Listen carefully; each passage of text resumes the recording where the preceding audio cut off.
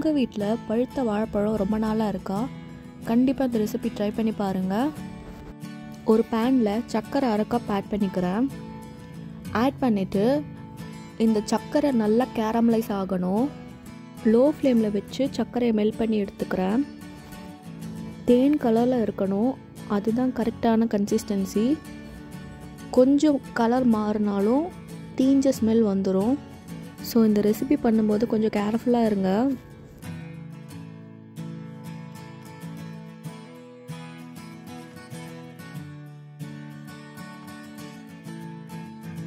ஒரு ஸ்பூனோ இல்லை ஸ்பேச்சுலாவோ யூஸ் பண்ணி நல்லா கலந்துக்கோங்க. நல்லா மெல்ட் ஆகணும்.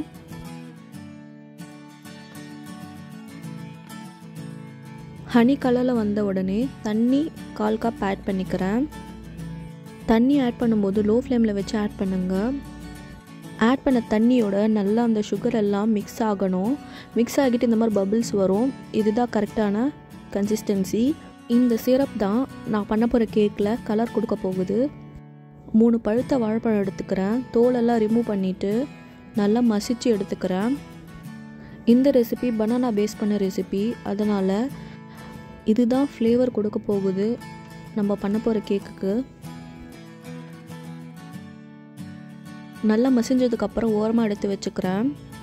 ஒரு க்ளீனான பவுலில் மைதா 1 கப் ஆட் பண்ணிக்கிறேன். பேக்கிங் பவுடர் 1 டீஸ்பூன் ஆட் பண்ணிக்கிறேன்.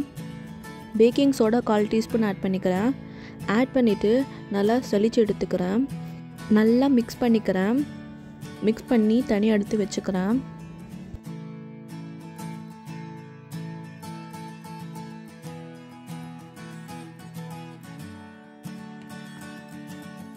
ஒரு க்ளீனான ட்ரையான பவுலில் 2 முட்டை மீடியம் சைஸ் ஆட் பண்ணிக்கிறேன்.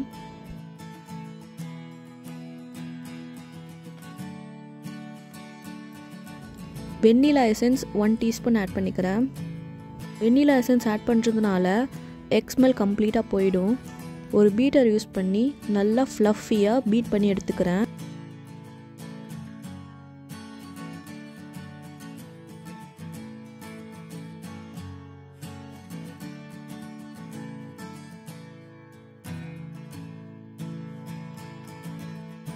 பீட் பண்ணும்போது சைட் பை சைட் அரை கப் சுகர் ஆட் பண்ணி பீட் பண்ணிக்கிறேன். இந்த ரெசிபிக்கு டோட்டலாக 1 கப் சுகர் தேவைப்படும்.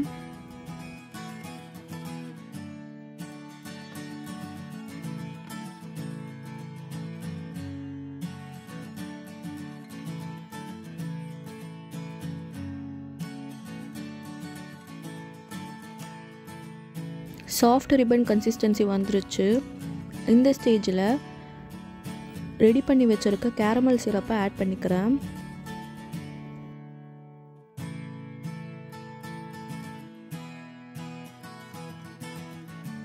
ஆட் பண்ணி சேம் பீட்டர்னாலேயே நல்லா பீட் பண்ணிக்கிறேன்.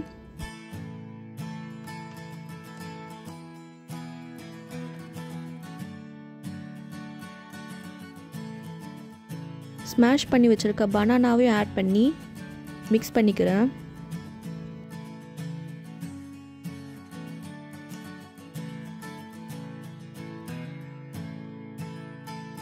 அடுத்தது மிக்ஸ் பண்ணி வச்சுருக்க ட்ரை இன்க்ரீடியன்ஸை கொஞ்சம் கொஞ்சமாக ஆட் பண்ணி கட் அண்ட் ஃபோல்ட் மெத்தடில் நல்லா மிக்ஸ் பண்ணிக்கிறேன்.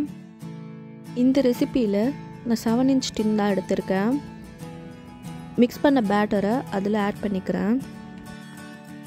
170 டிகிரி செல்சியஸ்க்கு ஓவனை ப்ரீஹீட் பண்ணிக்கோங்க. அதே 170 டிகிரி செல்சியஸ்க்கு 40 மினிட்ஸ் பேக் பண்ணி எடுத்துக்கிறேன். டெலிஷியஸான பனானா கேக் ரெடி.